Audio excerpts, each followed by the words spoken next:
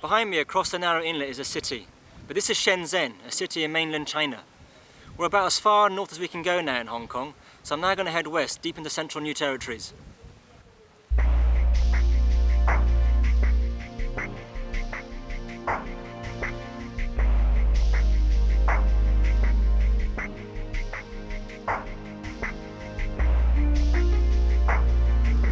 I've arrived at Kadoorie Farm and Botanic Garden, at the foot of Hong Kong's highest mountain. This is no ordinary farm, as Senior Manager Dr. Chu Sain Tuk is about to tell me. Hi Charlie, how are you there? Nice to see you around. Can you tell me what's so special about Kadoorie Farm? Well, Kadoorie Farm was established sometime in 1951, and at that time this particular farm was established to help the poor farming communities and the poor people here in Hong Kong. But of course, since then we have changed the focus of our work, and now we are mainly doing work related to conservation of biodiversity. I hear you have a new star at the farm, Pui Pui the crocodile. Can you tell me more about her? Oh yes. Pui Pui came to us after the Agriculture and Fisheries and Conservation Department rescued her from the San Pui River. Pui Pui will be here with us until the new wetland park.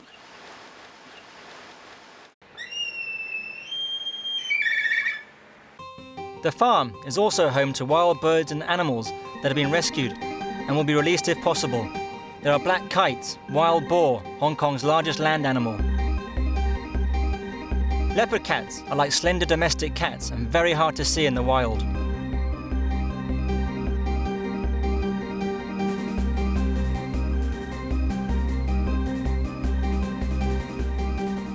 As their name suggests, Hong Kong paradise fish are unique to Hong Kong. The higher area of the farm is a conservation area with native woodland that's home to animals like pythons, porcupines and barking deer.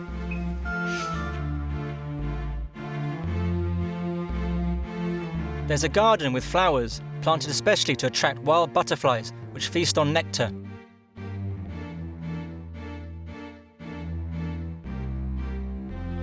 And from a craggy summit, I can look across northwest Hong Kong to the wetland. That's my next destination.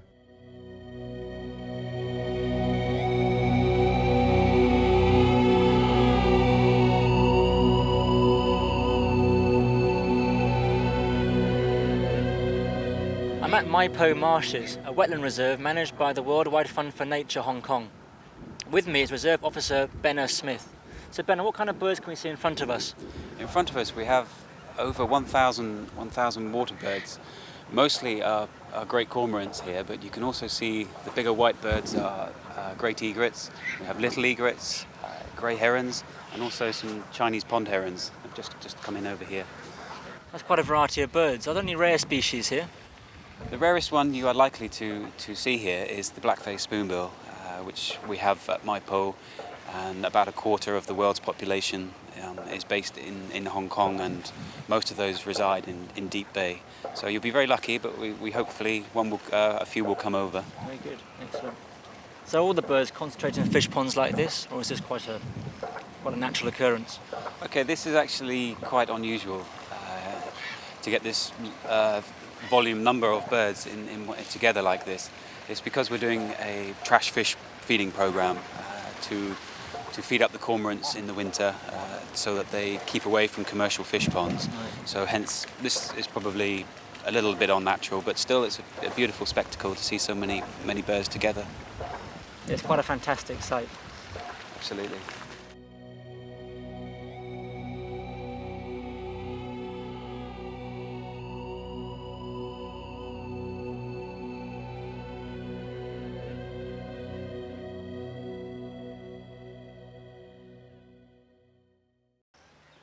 The Worldwide Fund for Nature Hong Kong has developed a system of trails through their reserve.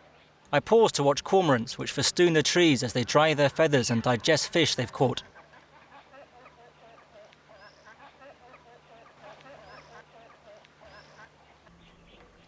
Lilies grace a freshwater pool where birds are scarcer but dragonflies breed.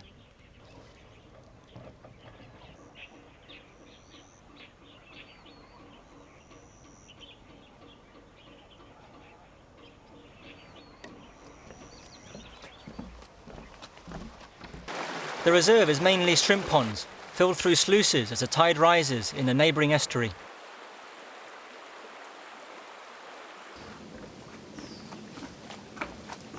A boardwalk runs out through a dense belt of mangroves that fringe the estuary. These trees are especially adapted to life on tropical tidal mudflats. And while there are animals here, best wildlife viewing is beyond the mangroves from a vantage overlooking the open mudflats. These attract tens of thousands of waterbirds, including flocks of shorebirds that rest and feed here during their spring migration.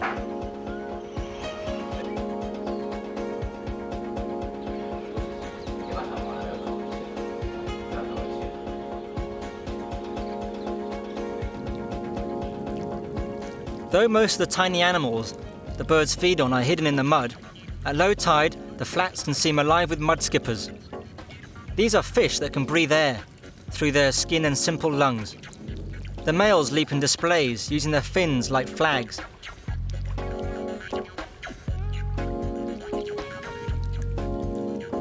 But if danger threatens, they disappear into their burrows. Fiddler crabs also live in burrows. The male has a tiny claw for feeding and a huge claw for seeing off rival males and attracting females. Hello, girls!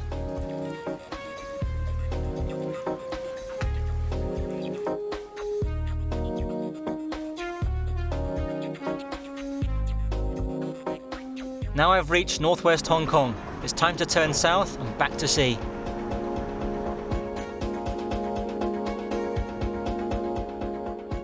I've joined an eco-tour around the seas north of the airport. And you'll easily guess what kind of eco-tour it is when I mention the word Hong Kong Dolphin Watch.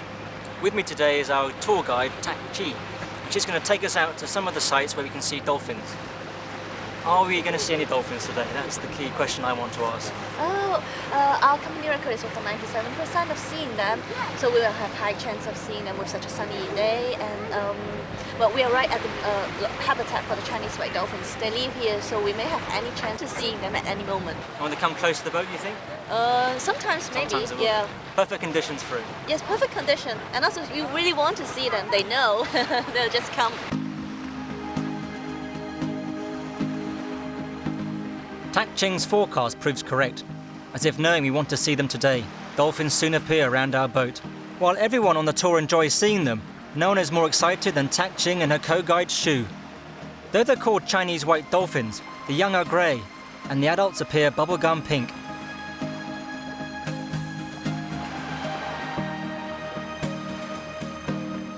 Only one other dolphin in the world is pink, the botu of the Amazon River basin.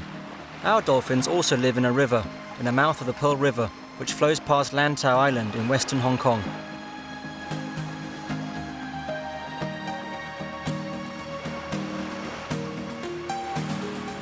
As we watch the dolphins, curious youngsters swim right up to the boat for a look at us.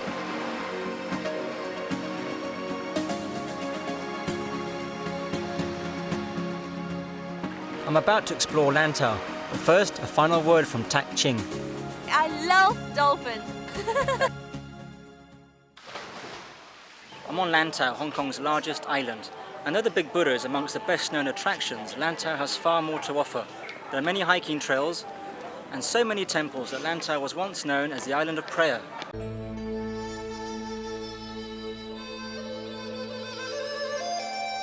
By climbing these steps, I can see the Buddha statue close up and admire the Lantau Highlands.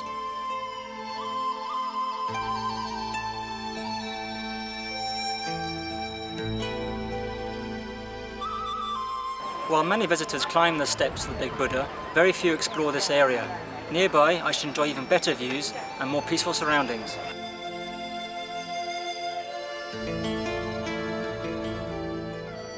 I'm about 10 minutes walk from the Big Buddha, and the scenery is magnificent. That's Lantau Peak behind me, Hong Kong's second highest mountain. Below me is Shet Pik Reservoir and the rolling hills of southwest Lantau. This is wonderful hiking country, with trails over mountain tops and along hillsides. But I'm about to take a short trip by taxi to another temple.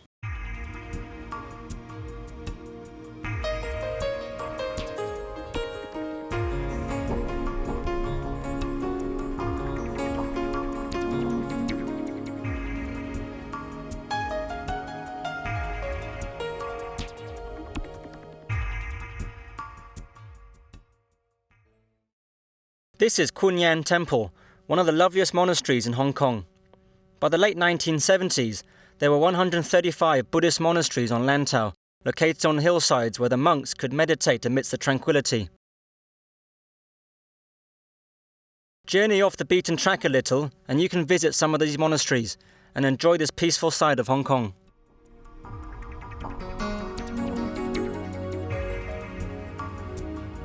Now back to the road for a bus ride along Lantau's south coast to experience the island's answer to the Serengeti.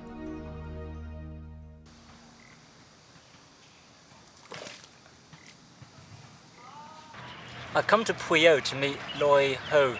She's a founder of the Lantau Post and Lantau Art Festival. So can you tell me more about the wild buffalo behind us? They're not wild animals. They are from one pair brought in by one of the old farmers here. And now nobody owns them because the younger generation of the farmer have left the land wild and no rice fields anymore here. So the wild animals just let free and they roam around. And very often in the evening, the 30, 40 of them will go down to the beach swimming, and you will in the middle of swimming come have a big buffalo next to your head. It's quite amazing. So you're a long-term resident of Puyo? I've been here for 14 years. I moved in here 14 years ago, and that's the only place that I would chose to live in Hong Kong because the amount of natural environment left, the field, the mountains, and the sea. We have one of the most beautiful beaches in Hong Kong here. The field is open, fresh air, the atmosphere here, people are friendly. That sounds wonderful. Yes, it is.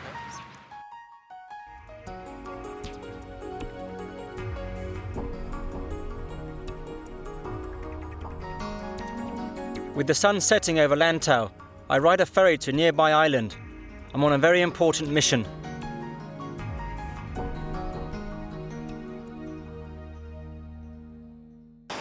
I've arrived in Chung Chau. It's evening and at last I can have a nice cold beer.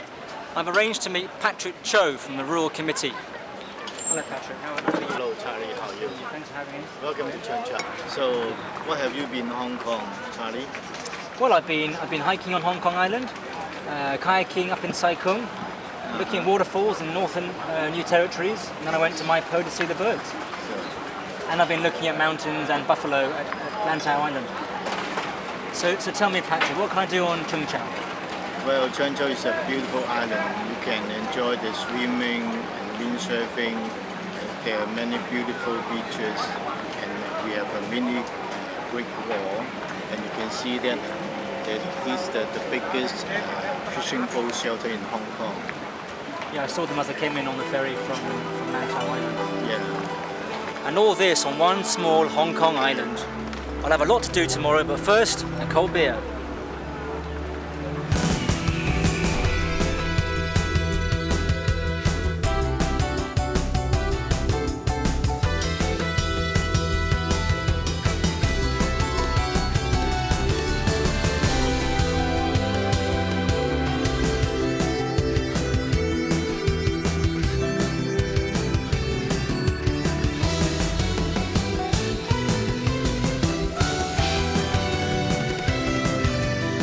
Cold beer. Oh, I've got a friend drinking my beer. Was that good? Enjoy it.